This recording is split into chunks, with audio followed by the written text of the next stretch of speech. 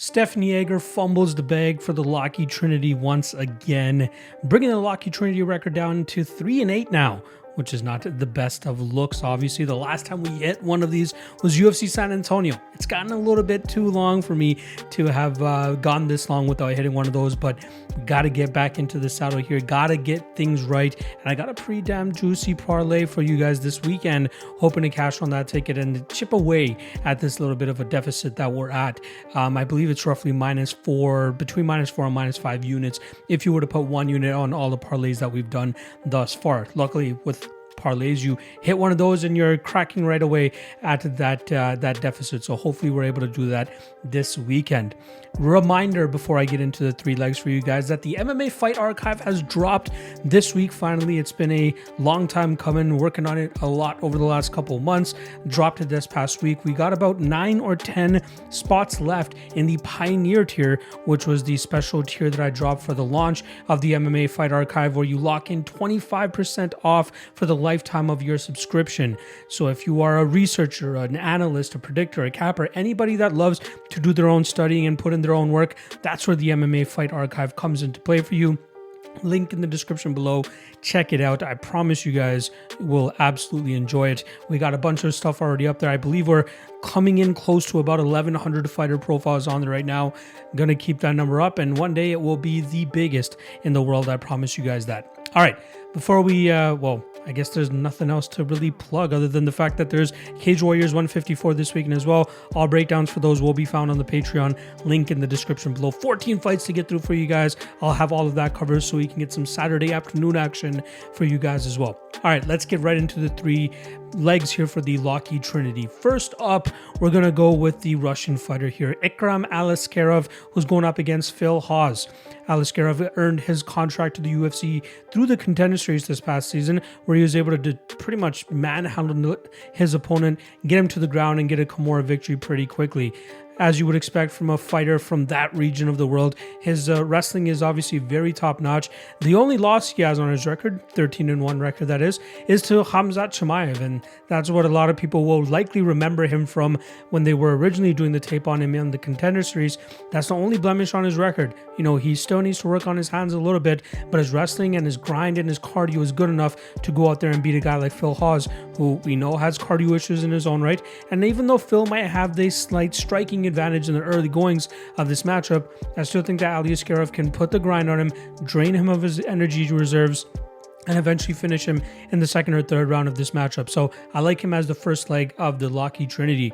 2nd leg and 3rd leg are actually going to be the co-main event and main event here. Getting a little ballsy with it, but I feel pretty damn good about these spots. First of which is in the co-main event with Mr. Belal Muhammad. This is a big spot for him to try to capture that that welterweight title shot that's been eluding him for so long.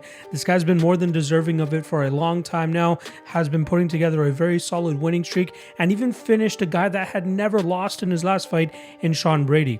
I believe the cardio, pace, and pressure of Belal Muhammad is going to end up being too much here for Gilbert Burns, who I've long said has had a cardio issue. I thought it was going to get exploited in his last matchup against Jorge Masvidal. That was not the case. Masvidal did not have the takedown defense I expected him to, but Belal Muhammad will. He will constantly be working, and he will force Gilbert Burns to work, putting up a high pace and a high activity rate, which Gilbert will not be able to keep up with. That will allow Belal to start running away with this fight in the 3rd, 4th, and 5th round, and I believe he probably finishes him in the 4th or 5th round as well.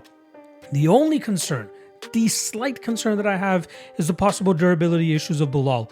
Gilbert Burns hits very hard in the early goings of fights, but if Belal can stay safe enough in the early spots, in the 1st round and the 2nd round, I think he'll have worn on Gilbert Burns long enough around that 1.5 round mark that knockout power will start to dwindle, and then Belal can do whatever he wants, play that distance game, put the pressure on him, and then I think even in the latter half of this fight, he can start grappling him if he wants to, and won't have much to worry about, as Gilbert Burns will have likely been closer to E in terms of his gas tank at that point. So Bilal Muhammad, leg 2. Leg 3, main event. We're going to go and new here for Mr. Henry Cejudo, who's returning after a pretty lengthy layoff. And if you guys remembered, he was the former bantamweight champion. He vacated his title, which is when it started being passed around by Petr Yan and Aljamain Sterling. But I believe that Cejudo still has a high level of skills that he can come back even after a layoff like this and still compete at a very, very high level, especially against a guy like Aljamain Sterling. Sterling's both of his ways of normally winning has come from either just pitter-pattering his opponents from distance, but we've seen that he can't keep that up for a 5-round fight, as we saw in the Petr Yan, the first fight, or he tries to go out there and try to, Jan Sport backpack you the way that he likes to call himself. And he was able to do that in 2 rounds against Petr Yan, but you see that his cardio starts to fall off as well in rounds 4 and 5. I think Cejudo's wrestling will be good enough to keep Aljo off of him, and then I think that if he starts chipping away at his calves, I think that Cejudo could start to slow down Aljamain Sterling, and that will open up a knockout opportunity for Triple C and possibly even future Quadruple C in Henry Cejudo. So there you guys go. 3 legs for the Lockheed Trinity. We're going to go Ikram Aliskerov. We're going to go